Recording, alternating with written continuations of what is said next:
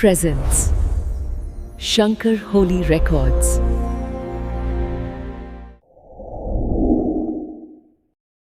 ನಮಸ್ಕಾರ.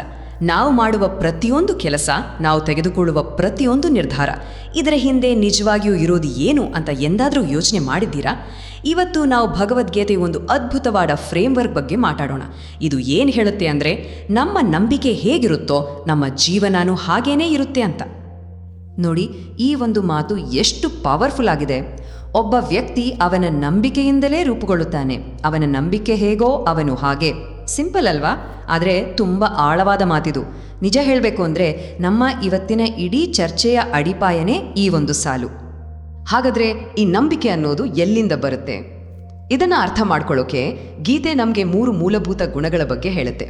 ಅವೇ ಸಾತ್ವಿಕ, ರಾಜಸಿಕ ಮತ್ತು ತಾಮಸಿಕ. ಇದನ್ನು ಹೀಗಂದ್ಕೊಳ್ಳಿ, ನಮ್ಮ ಮನಸ್ಸಿಗೆ 3 ಬಣ್ಣಗಳಿದ್ದ ಹಾಗೆ. ನಮ್ಮ ಪ್ರತಿಯೊಂದು ಯೋಚನೆ, ಪ್ರತಿಯೊಂದು ಕೆಲಸದ ಮೇಲೆ ಈ 3 ಬಣ್ಣಗಳು ಒಂದಲ್ಲ ಒಂದು ರೀತಿಯಲ್ಲಿ ಪ್ರಭಾವ ಬೀರ್ತಾನೆ ಇರುತ್ತೆ. ಸರಿ, ಇವತ್ತು ನಾವೇನು ನೋಡ್ತೀವಿ ಅಂದರೆ, ಮೊದಲಿಗೆ ನಮ್ಮ ನಂಬಿಕೆಗಳೇ ನಾವು ಅಂತ ಯಾಕೆ ಹೇಳ್ತಾರೆ ಅನ್ನೋದನ್ನು ನೋಡ್ತೀವಿ. ಆಮೇಲೆ ಜೀವನದ 3 ರುಚಿಗಳ ಬಗ್ಗೆ, ಅಂದರೆ ನಮ್ಮ ಊಟಕ್ಕೂ ನಮ್ಮ ಗುಣಕ್ಕೂ ಏನು ಸಂಬಂಧ ಅಂತ ತಿಳ್ಕೊಳ್ತೀವಿ. ಅದಾದಮೇಲೆ ದೇಹ, ಮಾತು ಮತ್ತು ಮನಸ್ಸಿನ ಶಿಸ್ತಿನ ಬಗ್ಗೆ ಮಾತಾಡ್ತೀವಿ. ನಂತರ ನಾವು ಕೊಡುವ ದಾನದ ನಿಜವಾದ ಅರ್ಥ ಏನು ಅಂತ ನೋಡಿ, ಕೊನೆಗೆ ಇದೆಲ್ಲವನ್ನೂ ಒಟ್ಟಿಗೆ ಸೇರಿಸುವ ಸತ್ಯದ ಧ್ವನಿ ಅಂದರೆ ಒಂದು ಮಂತ್ರದ ಬಗ್ಗೆ ತಿಳ್ಕೊಳ್ಳೋಣ. ಸರಿ, ಹಾಗಾದರೆ ನಮ್ಮ ಮೊದಲನೇ ವಿಷಯಕ್ಕೆ ಬರೋಣ. ಈ 3 ಗುಣಗಳು ಅಂದರೆ ಸಾತ್ವಿಕ, ರಾಜಸಿಕ, ತಾಮಸಿಕ, ಇವು ನಮ್ಮ ನಂಬಿಕೆಯನ್ನು ಹೇಗೆ ರೂಪಿಸುತ್ತವೆ? ಅಷ್ಟೇ ಅಲ್ಲ, ಆ ನಂಬಿಕೆಗಳು ನಾವು ಜಗತ್ತನ್ನು ನೋಡೋ ರೀತಿಯನ್ನೇ ಹೇಗೆ ಬದಲಾಯಿಸ್ಬಿಡುತ್ತೆ? ನೋಡೋಣ ಬನ್ನಿ. ಇಲ್ಲಿ ನೋಡಿ, ಎಷ್ಟು ಕ್ಲಿಯರ್ ಆಗಿದೆ.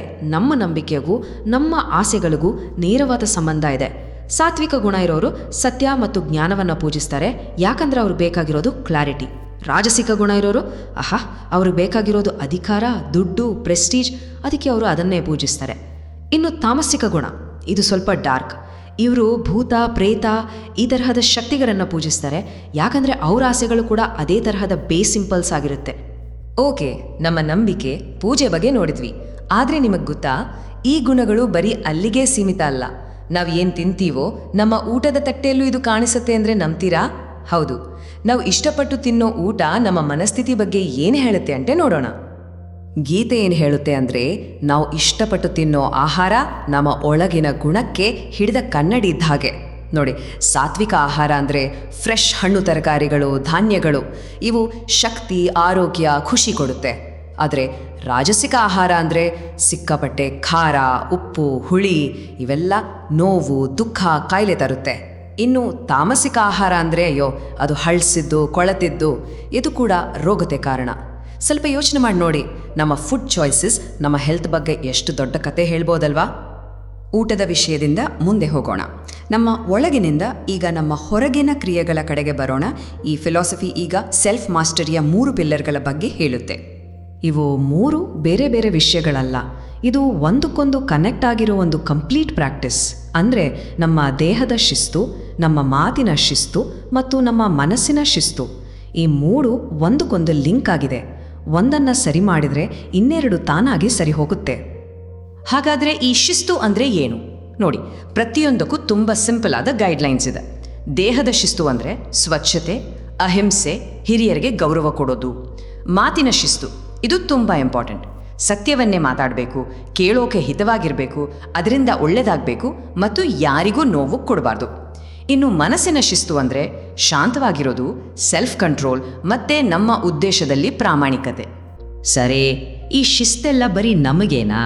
ನಮ್ಮೊಳಗೆ ಮಾತ್ರನಾ? ಖಂಡಿತ ಇಲ್ಲ. ನಮ್ಮ ಈ ಆಂತರಿಕ ಸ್ಥಿತಿ ನಾವು ಬೇರೆಯವ್ರ ಜೊತೆ ಹೇಗೆ ನಡ್ಕೊಳ್ತೀವಿ ಅನ್ನೋದ್ರಲ್ಲೂ ಕಾಣಿಸುತ್ತೆ. ಇದಕ್ಕೆ ಬೆಸ್ಟ್ ಎಕ್ಸಾಂಪಲ್ ಅಂದರೆ ದಾನ. ಇಲ್ಲಿ ಒಂದು ಇಂಟ್ರೆಸ್ಟಿಂಗ್ ಸೈಕಲಾಜಿಕಲ್ ಪಾಯಿಂಟ್ ಇದೆ. ದಾನದ ನಿಜವಾದ ಬೆಲೆ ನಾವು ಏನು ಕೊಡ್ತೀವಿ ಅನ್ನೋದ್ರಲ್ಲಿಲ್ಲ, ಯಾಕೆ ಕೊಡ್ತೀವಿ ಅನ್ನೋದ್ರಲ್ಲಿದೆ. ನೋಡಿ, ಸಾತ್ವಿಕ ದಾನ ಅಂದರೆ ಇದು ನನ್ನ ಕರ್ತವ್ಯ ಅಂತ ಯಾವುದೇ ಫಲಾಪೇಕ್ಷೆ ಇಲ್ಲದೆ ಸರಿ ವ್ಯಕ್ತಿಗೆ ಸರಿ ಜಾಗದಲ್ಲಿ ಸರಿ ಟೈಮ್ನಲ್ಲಿ ಕೊಡೋದು. ರಾಜಸಿಕ ದಾನ, ಇದರಲ್ಲಿ ಸ್ವಲ್ಪ ಸ್ವಾರ್ಥ ಇರುತ್ತೆ. ಏನಾದರೂ ವಾಪಸ್ ಸಿಗುತ್ತೆ ಅನ್ನೋ ಆಸೆ ಅಥವಾ ಜನ ನನ್ನನ್ನು ಹೊಗಳ್ಳಿ ಅನ್ನೋ ಉದ್ದೇಶ. ಇನ್ನು ತಾಮಸಿಕ ದಾನ ಅಂದರೆ ಇದು ತಿರಸ್ಕಾರದಿಂದ ಕೊಡೋದು, ತಪ್ಪು ಜಾಗದಲ್ಲಿ ತಪ್ಪು ಸಮಯದಲ್ಲಿ ಅನರ್ಹರಿಗೆ ಅವಮಾನ ಮಾಡಿಕೊಡೋದು. ಕೊನೆಗೆ ಈ ಚಾಪ್ಟರ್ ಇದೆಲ್ಲ ಐಡಿಯಾಗಳನ್ನು ಒಟ್ಟಿಗೆ ಸೇರಿಸಿ ಒಂದು ಸಿಂಪಲ್ ಆದ ಆದರೆ ಸಿಕ್ಕಾಪಟ್ಟೆ ಪವರ್ಫುಲ್ ಆದ 3 ಪದದ ಮಂತ್ರವನ್ನು ನಮಗೆ ಕೊಡುತ್ತೆ. ನಮ್ಮ ಪ್ರತಿಯೊಂದು ಕೆಲಸವನ್ನು ಅರ್ಥಪೂರ್ಣ ಮಾಡೋಕೆ ಇದೊಂದು ಮಂತ್ರ. ಆ ಮಂತ್ರದ ಮೊದಲನೇ ಪದ ಓಂ. ಓಂ ಅಂದರೆ ಬರೀ ಒಂದು ಸೌಂಡ್ ಅಲ್ಲ, ಅದು ಈ ಇಡೀ ಬ್ರಹ್ಮಾಂಡದ ಮೂಲ ಶಕ್ತಿ, ಪರಮ ಸತ್ಯದ ಸಂಕೇತ.